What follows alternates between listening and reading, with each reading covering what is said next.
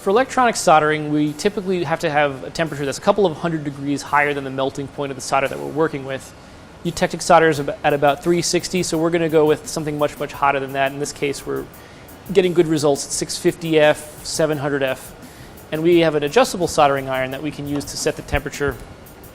This particular model here offers an adjustment knob that we can use to change the temperature. Right now we're set at somewhere between 650 and 700 degrees. Now if we go much hotter than this, we increase the speed of oxidation. Our tip will become oxidized faster. It'll require tinning sooner. So we want to make sure that we don't go too high.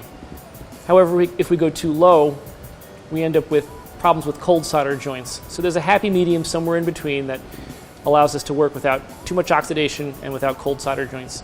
And we're finding that 650 to 700 degrees is the happy zone.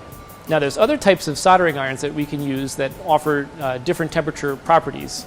You may be, I guess the lowest cost soldering iron is one that simply plugs into the wall and may have no temperature control whatsoever. In this case, the tip is likely to become oxidized very quickly and may not have a very useful long life. The next best might be a temperature controlled soldering iron that offers one temperature setting.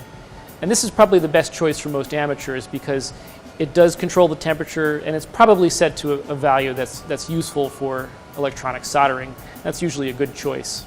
More advanced models allow you to adjust the temperature, such as this. Now for heavier parts, we have different higher power irons that we can use. This is a soldering gun, and this is a device that has much, much higher power output. This is a 230 watt version, which is 2 or 3 times more powerful than our 100 watt soldering iron. And this is made for soldering very heavy parts, and it can even reach temperatures that are useful for silver soldering, using for brass parts and other heavier materials that you might find. But generally, this is not useful for electronic soldering.